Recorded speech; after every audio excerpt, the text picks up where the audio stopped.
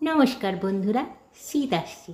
আর শীতের ছুটির দিন মানে বিশেষ কিছু খেতে ইচ্ছে করে, তাই আজকে নিয়ে এলাম ভেটকি মাছের পাতুরি। তৈরি করতে চলেছি। এখানে মাঝারি সাইজের ভেটকি মাছ পিস নিয়ে নিয়েছি। পেটি, গাদা দু রকমেরই পিস আছে। এগুলো প্রথমে একটু সর্ষের তেল মাখিয়ে রেখে দিয়েছিলাম 10 মিনিট। তারপরে প্রত্যেকটার গায়ে হলুদ আর লবণ মাখিয়ে নেব। একটু সর্ষের তেল আগে থেকে মাখিয়ে রাখলে টেস্টটা খুব সুন্দর হয়। এরপরে লবণটা প্রত্যেকটা মাছের গায়ে সম পরিমাণে দিয়ে নিচ্ছি।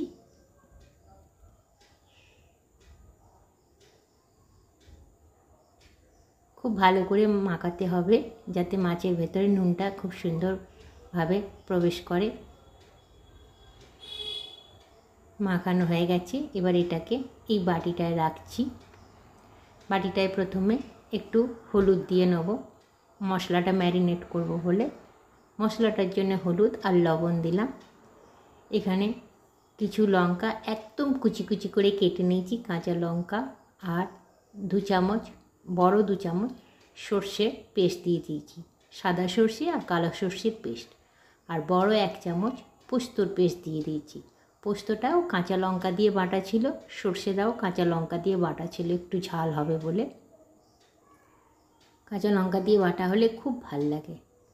সমস্ত মশলাটা সর্ষের তেল মিশিয়ে নেব। কাঁচা সর্ষের তেলের সেন্টটা খুব ভাল লাগে, এই জন্যে পোস্ত আর সর্ষের সঙ্গে মিশিয়ে নিচ্ছি।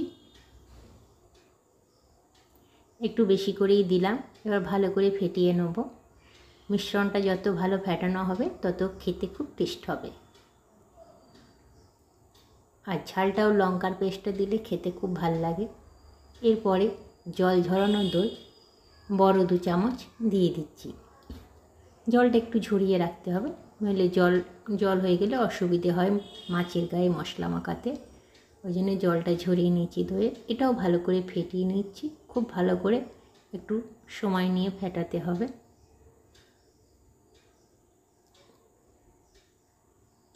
রেডি হয়ে গেছে মশলাটা। এই পর্যায়ে মাছগুলো মেশাতে হবে। আর একটু সর্ষের তেল দিয়ে দিলাম শেষ মুহূর্তে। সর্ষের তেলের সেন্টটার জন্যই পাতুরিটা খেতে খুব ভালো লাগে। মাছগুলো প্রথমে ভালো করে সর্ষে পোস্ত মাখিয়ে রেখে দেবো খানিকক্ষণ। একটু সময় নিয়ে মাখিয়ে রাখলে খুব ভাল লাগে। প্রত্যেকটা এইভাবে ম্যারিনেট করে রাখবো।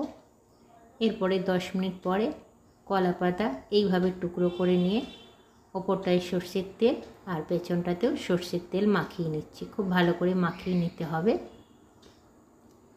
এরপরে এক একটা করে মাছের পিস নিয়ে ওপরে আর একটু মশলা দিতে হবে যাতে খাওয়ার সময় খেতে ভাল লাগে।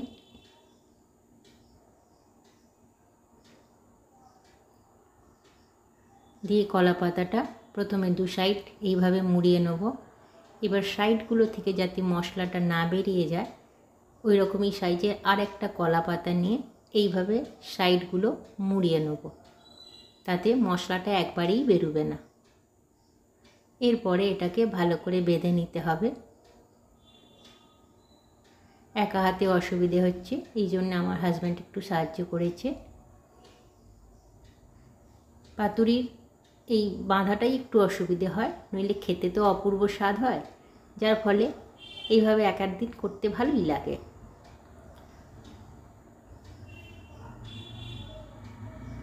এইভাবে বেঁধে নিতে হবে চারিপাশটা, যাতে মশলাটা একটুও বেরিয়ে না যায়। এরপরে সর্ষের তেলটা আর একটু ভালো করে ওপর পিঠটায় মাখিয়ে নেবো, 2 পিঠে দিয়ে এইভাবে রেখে দেবো। সমস্তগুলো এক একটা করে তৈরি করে নেব। একটা একটা করে এইভাবে সমস্তগুলো আমার রেডি হয়ে গেছে। একইভাবে বেঁধে নিয়েছি, একটুও যাতে না বেরিয়ে যায় সেইভাবেই বাঁধা হয়েছে। এরপরে একটা ননস্টিকের প্যান বসিয়ে নিয়েছি। এটা গরম হলে পরে এখানে একটু সর্ষের তেল দিয়ে নেব।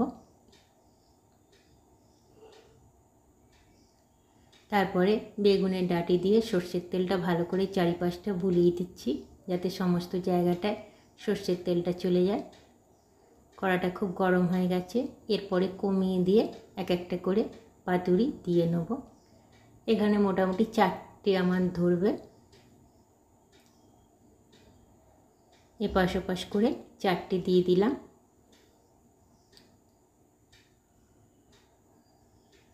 এরপর এক পিঠ ভাজা হওয়ার জন্যে খানিকক্ষণ রাখতে হবে, এই জন্যে আমি ঢাকা দিয়ে নেব। ঢাকা দিয়ে দিলে ভাপে ভাপে জিনিসটা ভাজাও হবে আর ভেতরটাও খুব সুন্দরভাবে তৈরি হবে, কাঁচা ভাবটা চলে যাবে। দেখুন কতটা বাষ্প জমে গেছে। নিচের পিঠগুলো ভাজা হয়ে গেছে, তুলে দেখাচ্ছি।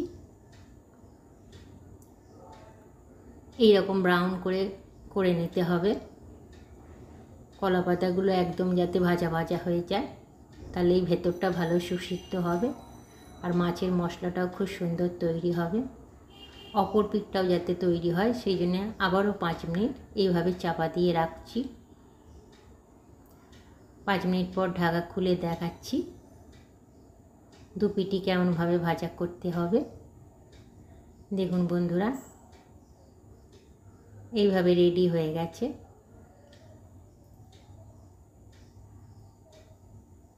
আর খানিকক্ষণ রাখার পরে এইভাবে এগুলো তুলে নেব।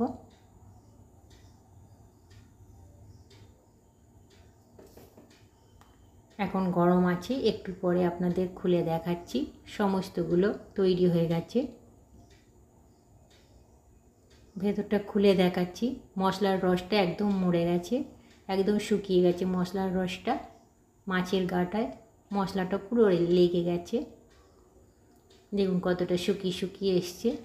শুকনো গরম ভাতের সঙ্গে মেখে মেখে এই সর্ষে পোস্তর মশলা দিয়ে মাছটা খেতে অপূর্ব লাগে। আপনারা তো জানেন, আপনারা তো পাতুরি খেয়েছেন। প্লিজ একবার ট্রাই করবেন বন্ধুরা।